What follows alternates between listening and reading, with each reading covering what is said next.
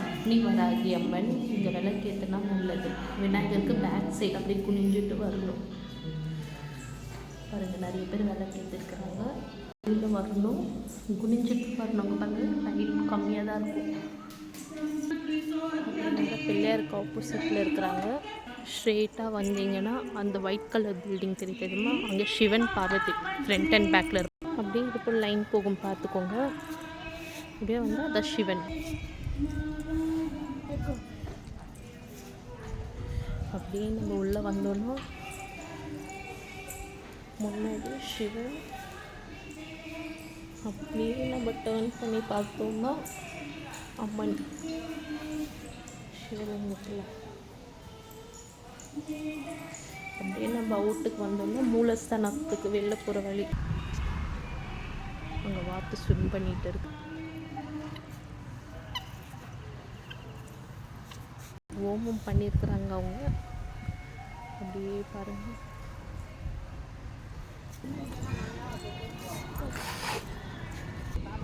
ఇప్పుడు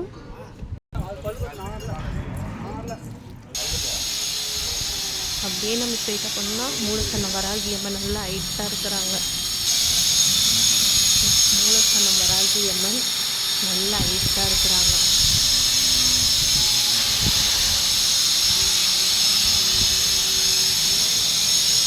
நம்மளே உள்ள போய் தீபார்த்தனை எல்லாமே எடுக்கலாம் வராகி அம்மனுக்கு.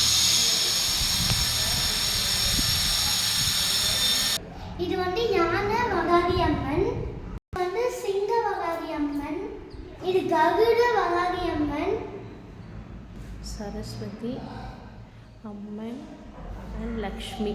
பின்புறம் அப்படியே வராகி மூலஸ்தானம் பேக் சைடு இவங்க 3 பேர் இருக்கிறாங்க.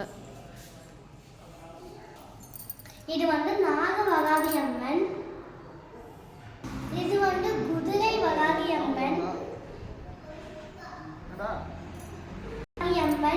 கொஞ்சப்போ பசு வராகி அம்மன். இது எங்கள் அன்னதானம் நடக்குது. ஐ திங்க் டெய்லி நினைக்கிறேன்.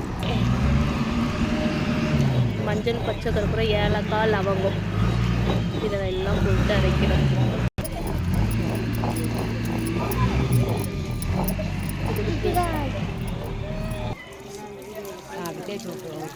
அம்மாவுக்கு நல்ல கழுவி வைக்கணும் ஃபஸ்ட்டு.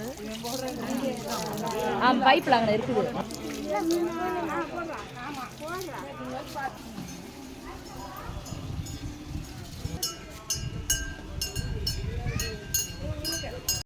ஊஞ்சல் சேவை வராகி அம்மன் நல்லா க்யூட்டாக இருக்கிறாங்க. அவங்களுக்குன்னா அந்த இடம் ஃபுல்லாக ஸ்பேஷியஸாக பண்ணியிருக்கிறாங்க. 10 தலை நாகம் இங்கே தான் ஃபஸ்ட் டைம் இவங்க பிரதிஷ்டம் பண்ணது. அண்ட் நல்ல பாசிட்டிவாக தான் இருக்குங்க. ரொம்ப சூப்பர். 10 தலை நாகம்மா அண்ட் நல்ல ஸ்பேஷியஸாக அவங்கள சுற்றிட்டு வரதுக்கு இந்த இடம். அப்படியே 10 தலை நாகத்தை நம்ம அப்படியே சுற்றிட்டு வரலாம்.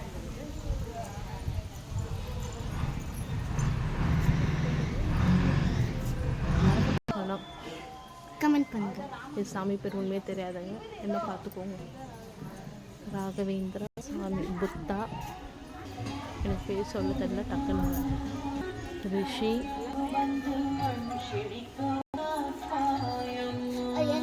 அங்கே எதுவுமே இல்லை, இன்னும் வைக்கல அவங்க.